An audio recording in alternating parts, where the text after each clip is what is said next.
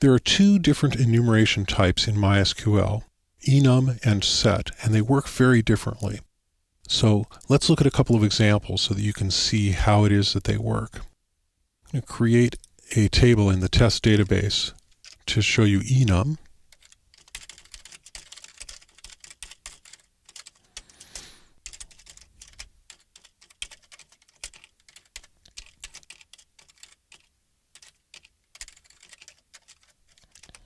This will create a table called enum test with one column, color, of type enum, with three possible values, red, blue, and green. Go ahead and create the table, and now let's insert a value.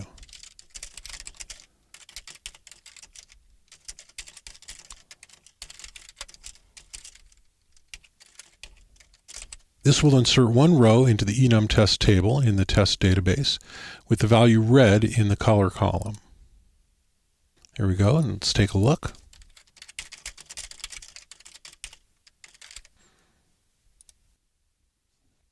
And there we have the one column with the value red. Let's insert a couple more.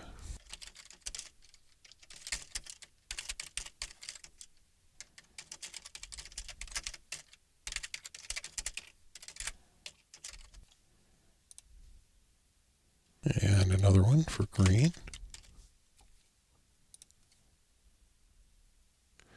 And so what we have now is we have three rows.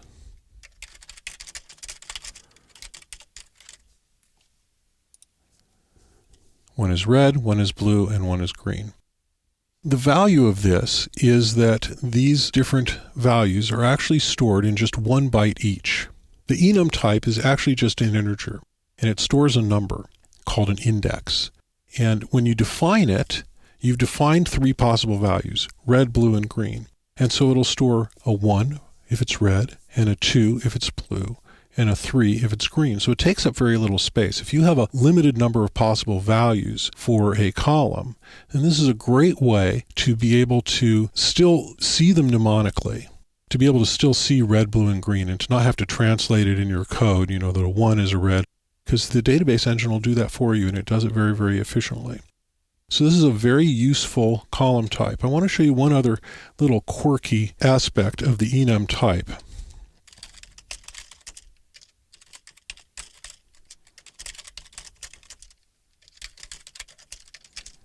If I try to put a value in here that is not defined in the declaration, it's not really going to know what to do with it.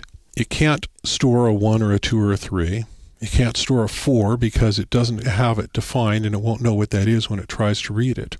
So what it does is it just silently stores nothing. And it's not even a null value. It's just empty.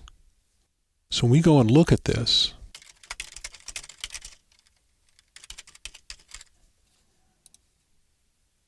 we only see three values. There's actually a fourth row down here, and just because HTML doesn't display an empty table cell there, we're not seeing it. But if we do count, we'll see that there's 4 rows.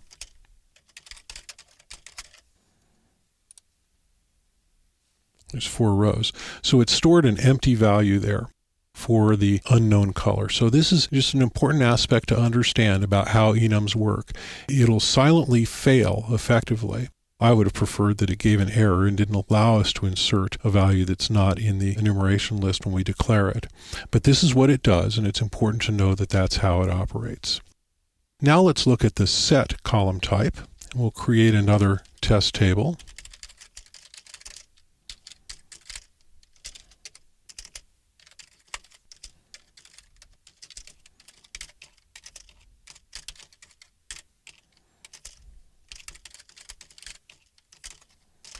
This creates a table called setTest with one column, attrib, which is a set type, and it has 3 possible values, bold, italic, and underline. And these are attributes that can be applied in combinations. And so what set does is it allows you to have multiple values in one column, in one row. So one value can be bold, or it can be italic, or it can be bold and italic, or it can be italic and underline. It can be any combination of these three values. And the way that MySQL does this is it stores them in a bit field. This is really just another way to use a bit field with mnemonic values. And it's very, very flexible and powerful. And it allows you to use your bit fields and not have to do a lot of computation to figure out which bits are set and which bits are not set. Instead, you get these lovely mnemonic values for the bits. So let's go ahead and create this table, and let's assign some values to it.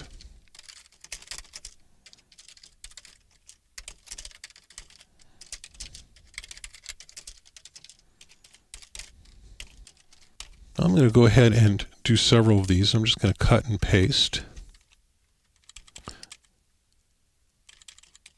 so that we can, let's say we'll do bold and italic.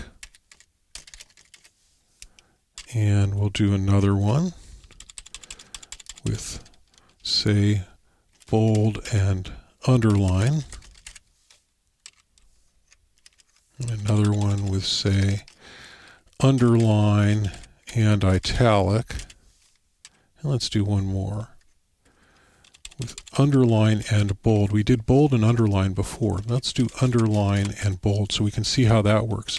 The truth is that MySQL will always display them in the order that they were defined. So for underline italic, it'll say italic underline, and for underline bold, it'll say bold underline. When we read them back, let's go ahead and store this. We should have 5 rows in our table.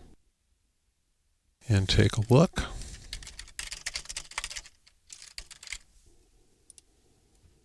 There we go. We have bold italic, bold, bold italic, bold underline, italic underline, and bold underline. See, underline is always at the end because that's the way that we defined it.